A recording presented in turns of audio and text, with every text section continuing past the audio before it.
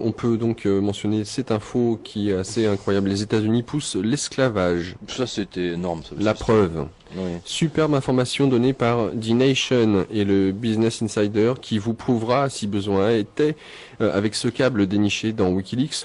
On apprend ainsi que l'ambassadeur des USA à Haïti s'est battu comme un boxeur pour empêcher la hausse du salaire horaire minimum de 27 centimes à 61 centimes. Question. Attends. Le salaire horaire minimum, attends. Les mecs, ils sont à 27 centimes. Je sais pas si tu imagines de l'heure. Et l'ambassadeur 27 centimes. Et l'ambassadeur américain s'est battu parce qu'il ne voulait pas cette augmentation. Voilà. Passer de 27 centimes à 61 centimes. Voilà. Question, en quoi cela le concerne? Effectivement, en quoi cela concerne ce diplomate américain? Réponse, Levis et Haynes, multinationale américaine de la fringue, s'y trouvent en Haïti, et l'augmentation du SMIC haïtien baisse les profits des actionnaires américains. Donc, selon le câble de l'ambassade, les multinationales comme Haynes et Lévi-Strauss, qui payent donc aux Haïtiens des salaires de misère ou voire d'esclaves, ben ça les a rendus fous. Et ils ont dit que en fait, ils n'accepteraient que 7 centimes de l'heure comme augmentation. Et ils ont demandé donc au State Department, c'est-à-dire le Quai d'Orsay, enfin le Quai d'Orsay américain, donc le ministère des Affaires étrangères, de s'en occuper. Et l'ambassadeur américain a mis la pression sur le gouvernement haïtien, sur le président haïtien, qui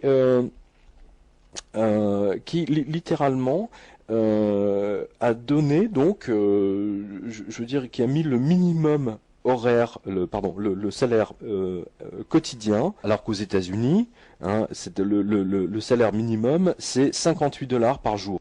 Et 58 $ aux États-Unis. Donc on comprend pourquoi les Américains se sont saisis de Haïti. Oui, évidemment, c'est l'esclavage. C'est de l'esclavage. C'est l'esclavage pur et simple. Sauf qu'auparavant, à Rome, les mecs, ils avaient des esclaves individuels. Mais là, ce sont des pays, donc en l'occurrence les États-Unis, qui mettent un autre pays en esclavage. Tout simplement.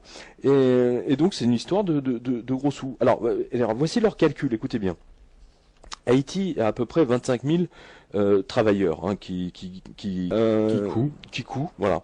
Et donc si vous payez à chacun d'eux 2 $ de plus par jour, eh bien cela va coûter à leur employeur 50 000 $ par jour, soit 12 millions de $ par an, voilà.